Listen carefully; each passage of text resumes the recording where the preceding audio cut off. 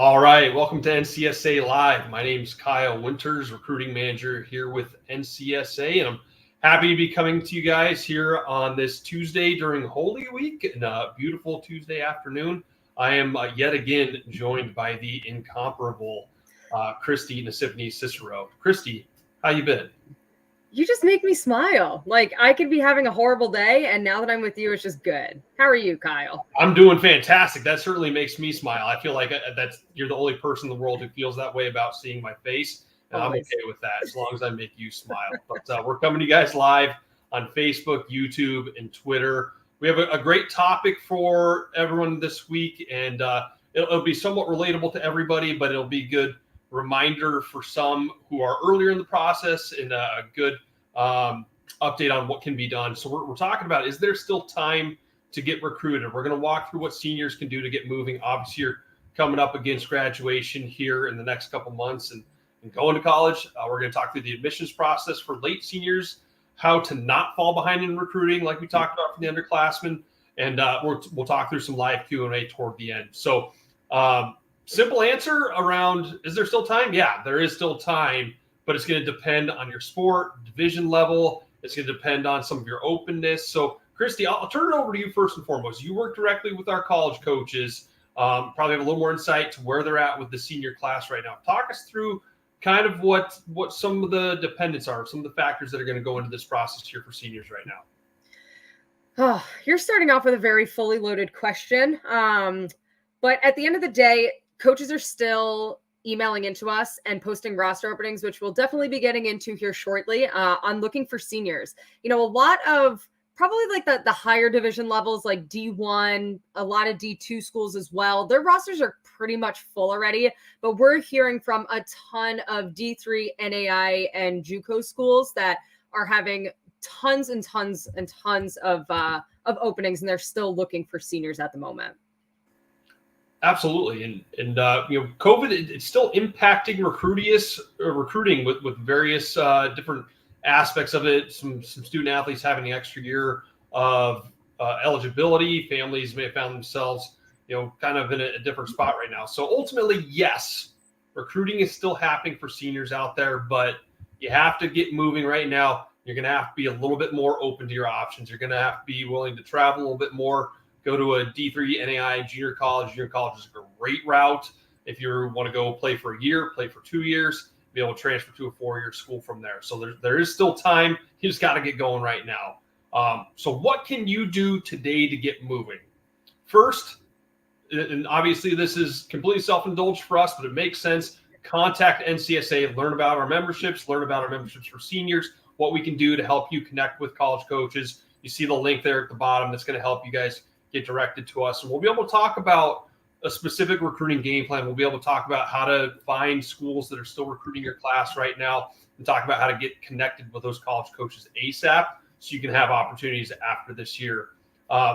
Next, you kind of go into checking out our NCSA roster openings. And what these are specific roster openings that college coaches go into our network and post to let us know they are still looking for this grad year, this position, these different types of players. So I'm going to have Christy walk through it. She deals with the coaches directly on these specific roster openings. Yeah. So like I said earlier, we are hearing constantly from college coaches, whether we are posting them for coaches or coaches are logging in and actively posting them themselves. No matter how we're getting these openings, we're still getting them literally daily. We are asking coaches and telling coaches, fill out as much detail as you possibly can. So, you know, you could see the amount of roster openings that are currently here just for a 2022 catcher alone. You know, now don't be scared about seeing, well, that was a month ago.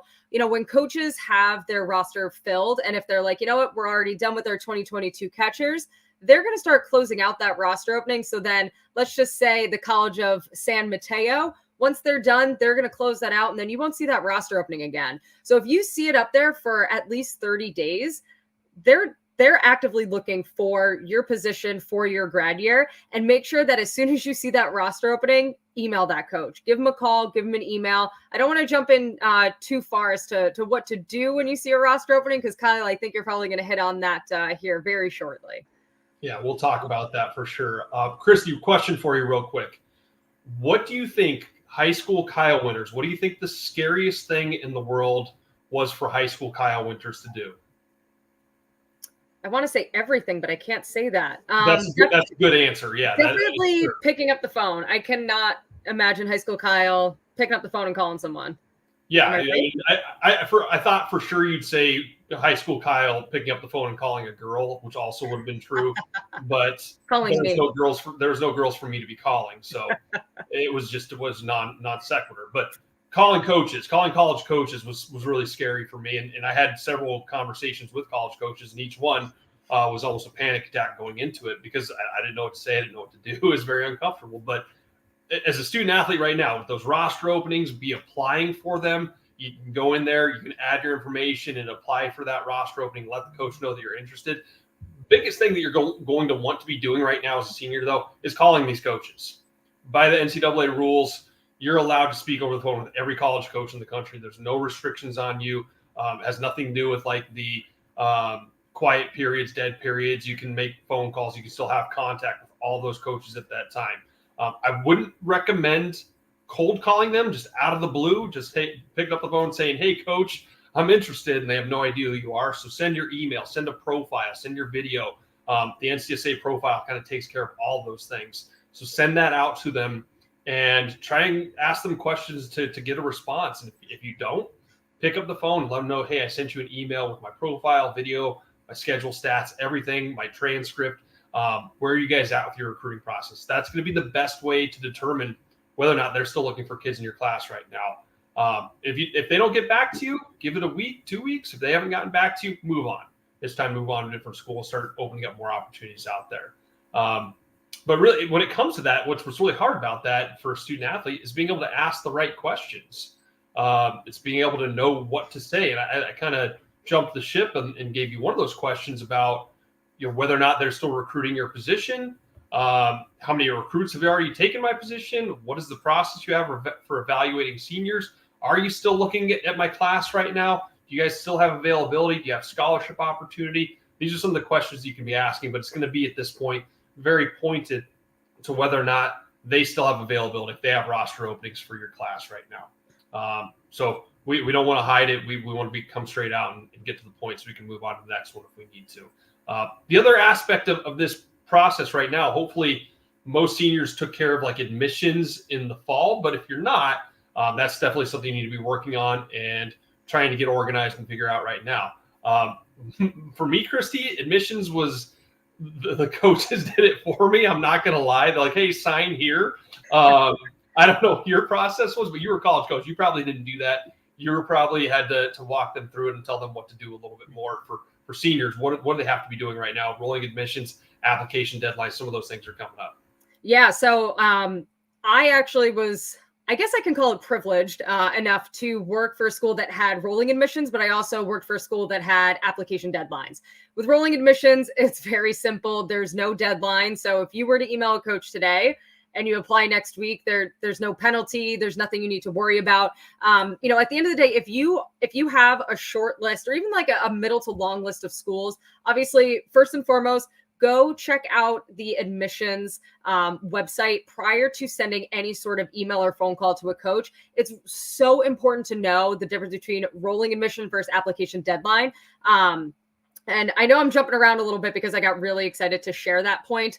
But so rolling admissions, there's nothing to worry about. With application deadlines, there's a good amount to worry about. A lot of schools, 9 times out of 10, no matter who you are, if you play a sport, regardless, once you pass the application deadline, you cannot apply. I think there was probably like one situation in my whole coaching career, very short-lived coaching career, but still my whole coaching career, that I had to, pull some strings and ask for a lot of favors to get a student athlete in. She dropped the ball. We were recruiting her, and I don't know why we ended up recruiting her after she dropped the ball, because that's a red flag. But at the end of the day, she, didn't get her application in on time. And when you are emailing a coach, and even if they do have an application deadline, still feel free to email them, but make it known. Say, hey, coach, very interested in your school. I understand that you have an application deadline that passed a week ago. What are the opportunities that are still available? Can we talk about admissions and, kind of go into all those recruiting questions? If that application deadline is coming up and you're really interested in coming to that school, make sure you apply right away, and then email the coach saying, hey, I did apply because I know that the application deadline is due next week.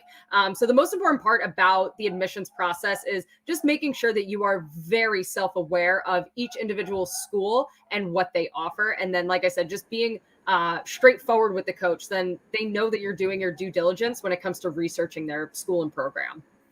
Yeah, that is a little bit of a unique situation with some of the Division III schools where they don't necessarily have like a national letter of intent. They recruit very much the same way, but especially some of the higher academic programs, they may say, hey, if you get into the school, you will have a roster spot. So they may have you go through the application process first. And if you can get into the school, then you're going to be on the team. You have a roster spot. But some high academic schools like U Chicago, which is a great example, or an MIT is a good example of a D3 school that maybe you have to get in the school first before they can even determine you're going to be on the team.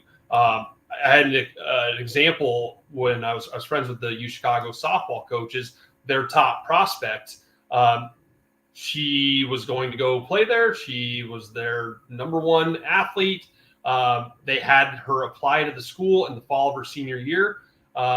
Turns out she didn't have the grades. She didn't have the application. She didn't have the test scores. She wasn't able to get into the school. So those coaches had to go back to the drawing board. So it's just as important on that end. But to kind of give a little bit more insight, we have a quick video here from John Lyons, who's a Division III football coach at Bridgewater State University, who can talk a little bit more in detail on just his thoughts, on recruiting late in the process as a Division III football coach.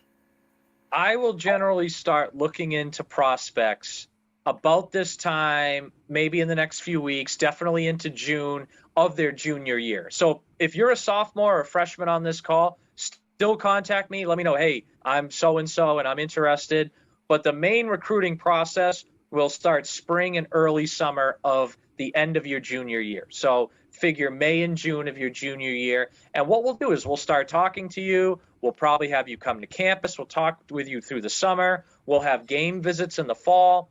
And usually, as far as offers go, we will send those out probably after Thanksgiving of your senior year, because we let you get through your senior season, we get through our season, and then we sit down. And usually what we do is we say, okay, is this kid a good football player? Has he visited here before? Does he have the grades, midway through senior year-ish?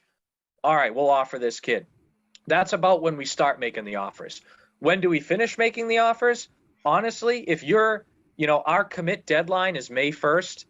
We really want everybody committed by late March to early April. But if you are a new kid who all of a sudden comes to me in late March and you say, hey, I wasn't sure if I was going to play college football and now I want to, and you check off all the boxes we want, we'll offer you then. That's fine. We usually save a couple spots for situations like that. But generally it'll start, figure late May or June of your junior year, and it'll extend until about March of your senior year, at which point you would make a decision on where to go. And then hopefully if you come to us, you would be in our program at that point. Awesome. So obviously, again, seniors, there's still some time, some availability out there, as Coach mentioned. But obviously, we can take that as a little bit of a cautionary tale if you're just now getting started or you're playing catch up. It's not necessarily the boat that you want to be in. You want to be much more ahead of that. So we can kind of turn the page to juniors, and we'll talk a little bit about freshmen and sophomores. And hopefully you're looking at seniors right now who are late in this process as a bit of a cautionary tale, as a situation that you don't want to be in. Misconception is that you're going to start recruiting junior year. But even for the coach that mentioned there, they're looking at kids spring of junior year, which means they're probably identifying them even a little bit before that. So for juniors, Christy, what can they do to start getting ahead of that? And then we'll kind of turn the page to freshmen and sophomores even earlier than that as well. Yeah. So for starters, I mean, if the coach doesn't know who you are, what your name is, what position you are, where you're from, you're already behind juniors. All right. So make sure that you are getting your name out there, your position out there, everything that this coach needs to know about you. Make sure you're emailing them. Fill out all of the questionnaires that you possibly can. Make sure that you're obviously putting together a list of schools, but hitting the questionnaire trail hard. And then also you have to definitely start showing up to camps. Kind of going off of what that coach just said, it's obviously spring going into summer.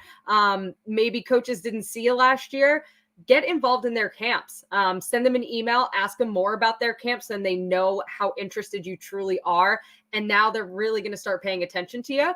So make sure you hop onto our website at NCSA, go find your sport. And, we have all of the camps for each individual sport that you could possibly find and know of. So make sure you're doing all those 3 things today. Start right now. Absolutely. And one caveat we should note in there, we will talk about camps a lot, and camps can be a great thing. They're great for skill development. They're great for getting experience. They're great for getting a better understanding of where you stack up against your competition. Camps and questionnaires, we can kind of lump in the same boat. Don't rely on either for your main source of recruiting. Don't fill out 100 questionnaires and say, I'm done with the recruiting process. Coaches are going to find me now. Don't expect that you're going to go to a camp and that you're going to get noticed at the camp, and that's going to be the end of your recruiting process. They're going to want you, and you're going to be recruited just from that. Those are more so going to be for getting that experience or for developing your skills. And coaches don't necessarily do all their recruiting at those camps. They can tend to use those as a little bit of a fundraiser. So freshmen and sophomores, as you're looking into those upcoming tournament showcases, camps as well, use them as skill building. Use them as a way to continue developing and becoming a better player.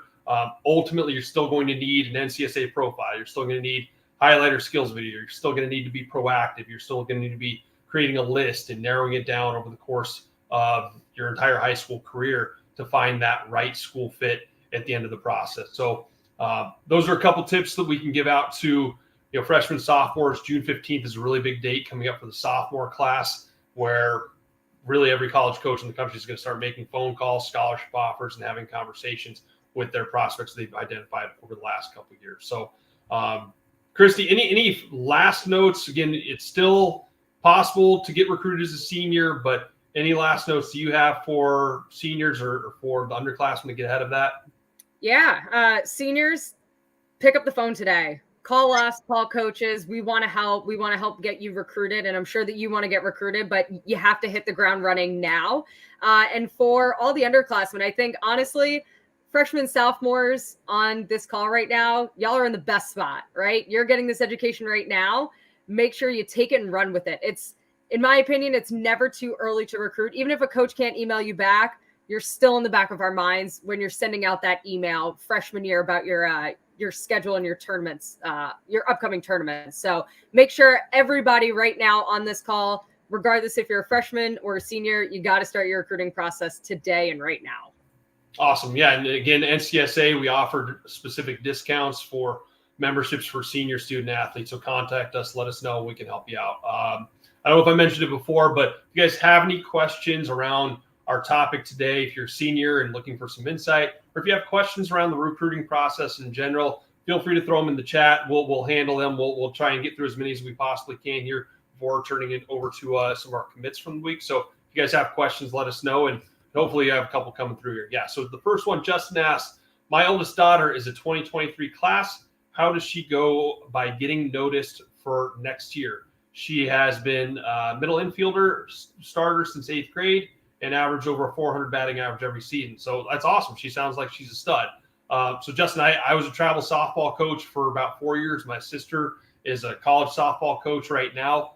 Very, very well tenured with the softball recruiting process. It's 2023, and we're not necessarily getting contact. We're not communicating with coaches right now. We're probably a little bit behind. September 1st, June 15th was the date where college coaches, they could have started making phone calls to girls your age. So she has good stats. Does she have a skills video? If not, she needs a skills video, put it up on her NCSA profile and start sending that profile out to college coaches. She may be in season right now, and she probably has travel season coming up in the summer. Start figuring out what tournaments you guys are going to be playing in. Start figuring out which coaches are going to be there. Start getting on those coaches' radars right now with skills video, with their stats, with their transcript, with their grades. Start showing coaches that they've missed out on her, that she has flown under the radar, because most student athletes do.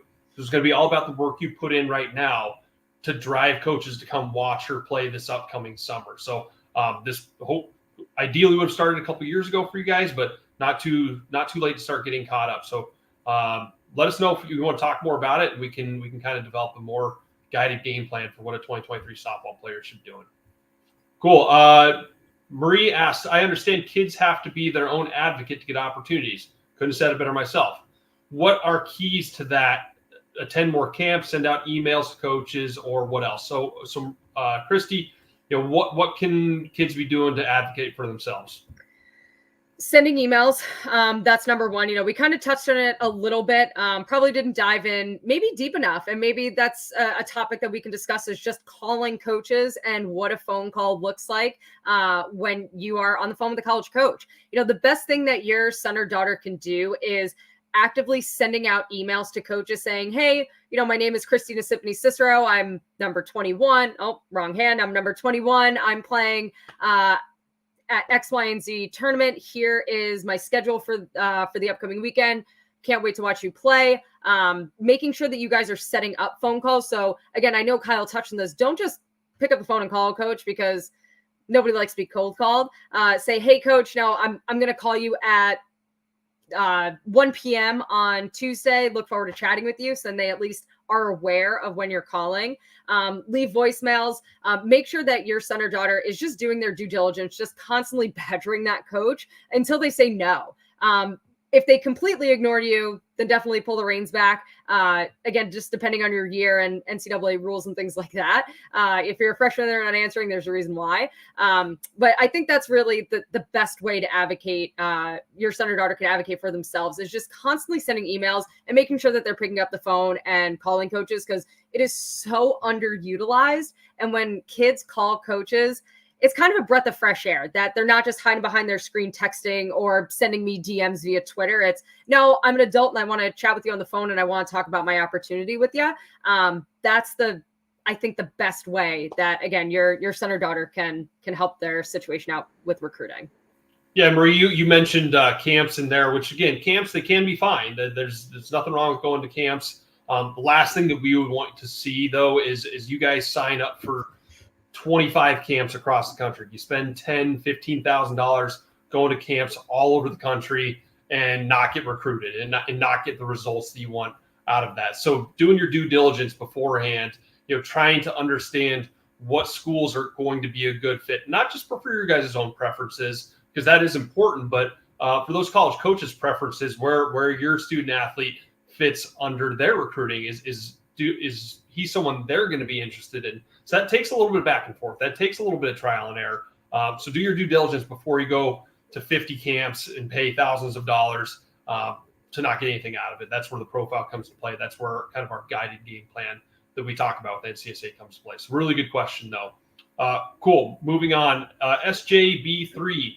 Do you need to create an NAIA ID before you get offers from them? So NAIA is the National Association of Intercollegiate Athletics. It's a completely different governing body from the NCAA, and you don't necessarily need to create an NAIA ID to get scholarship offers in the exact same way you don't necessarily need an NCAA Eligibility Center ID to get scholarship offers. To accept those offers, to go to an NAIA school, yes, you do need an NAIA ID. Christy, you can probably elaborate a little bit more on just those aspects. Yeah, no, you're absolutely right. There's really not too much to add. The only thing that I would recommend, since we are talking about the NAIA, but I will also loop in the NCAA here as well, just make sure that you're eligible. On NCSA profiles, we actually have an NAIA eligibility test that you can take. So you basically just put your transcripts in, make sure that you are eligible, and you get a badge on your profile. And a lot of NAIA coaches use it because they're like, okay, great, I know that they're already eligible to come play for me. So dirty work's done. Now all I have to do is tell them to come to my school. So highly recommend doing that on your profile as well. Awesome. Great stuff, Christy. Last question, and we'll turn it over to some commits. Elliot says, my son is going to be a freshman this year and getting tons of camp offers from D1 schools. How do I know what's best to pick? So we just talked about this, and we can kind of go into a little bit more detail, Elliot. That's great. That's a good thing that your son's getting tons of camp invites from D1 schools. Again, one thing to just keep in mind when it comes to these camps, college coaches, they use these as fundraisers to help fund their program, pay their assistant coaches. They invite thousands and thousands of student athletes to try and get as many as they can to come to their camps. Does that mean they're not specifically interested in your student athlete? No, not necessarily. Typically, they will have one or two prospects at a camp that they are seriously looking at, that they are trying to get a better feel for. Is this someone that's going to be a good fit for their program? They're probably not looking at every single student athlete that came out to that camp. So is it great experience? Yeah, absolutely. It's a really good experience. It's great to build your skills. It's great to have some face value with the coaches and do a little FaceTime with them and the players. It's great to get a better understanding of where you stack up against the competition that's looking into that school. But do your due diligence and find out, is this going to be a school that's viable for my student athlete? Can we start having a little back and forth? Are they viewing my student athlete's NCSA profile? Are they following it? Are they opening his emails? Those are all keys that you can see within the NCSA profile. I would determine whether or not that coach is interested before I just start signing up for every single camp and going out there and trying to attend every single one of them, just hoping that I get recruited as a result. There's a lot more that goes into it than just randomly going to every camp possible and hoping that something sticks. Hope that makes sense. Cool. Awesome. We will turn it over to our commits for the week to talk about some student athletes who have seen success through NCSA and are closing up their recruiting process. So our first commit for today is Ethan Lindhart, who's headed to Western Tech College, which is a JC in La Crosse, Wisconsin. Kind of like we just talked about, he had a ton of success through his NCSA profile. Western Technical College, they viewed his profile 5 times. He emailed with those coaches directly through his NCSA profile. So a really good example of someone coming out of Utah, of all places, not exactly really well aligned with Wisconsin, but was able to go all the way across the country to find a fit for him to play basketball in college. So congrats to you, Ethan. Really good success. And we'll be here for you to help you in transferring to a 4-year school from there. And next up, we have Cheyenne Hike, who, as you see, she's committed to play at San Francisco State.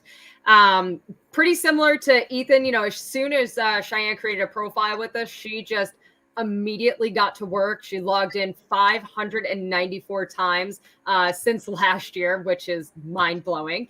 She had tons of schools, tons of offers on her tail. But obviously the one school she progressed with the most was San Fran State. And, when originally looking at her match percentage, it said one of the cons was the school was a little bit larger than what she prefers, which I really wanted to highlight because I think it's a huge lesson to make sure that if you can, and if coaches want you there, make sure to visit as many schools as you possibly can, because you never know what you're going to end up falling in love with and calling place your home for 4 years. So congrats to you, Cheyenne, and very best of luck. Awesome. Our last commit here for this week is Victoria Gray, headed to Florida Southern College.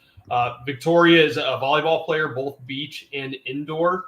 I'm not sure if she's going to be comboing. Some cases they are able to do that. Some schools are maybe not as much able to do that. But another student athlete, just a great example of the power of our NCSA network. Just looking through her activity, she had 233 searches, 96 views, 27 follows. A lot of schools in Florida where it seems like she was looking. Ave Maria University opened 9 out of her 15 emails. They're following her. St. Petersburg, 17 of 17 emails open. Penn State Lehigh, 11 of 11. State College of Florida, Mandy Sarasota, 5 of 5. She had a ton of email, 208 total emails that she sent out to college coaches that they opened, presumably responded in a lot of cases. So she ended up ended up landing on Florida Southern College to be headed there to play volleyball. So congrats to you, Victoria, and congrats to all of our commits here from this week. But hopefully that gives you guys a little bit of insight on, as seniors, what you can be doing to help yourself out and get caught up and still have some opportunities before this end of this year, before the start of next school year. But again, as a cautionary tale for juniors, sophomores, freshmen, hopefully that gives you a better idea of what to avoid and what you can be doing to get ahead of the next steps so you're in a better spot come the end of your senior year. Christy, it's great seeing you as always. It was my pleasure to be on here with you, Mr. Winters. Thanks, everybody. We'll see you guys next Tuesday at 2 p.m. Central again. Have a great week.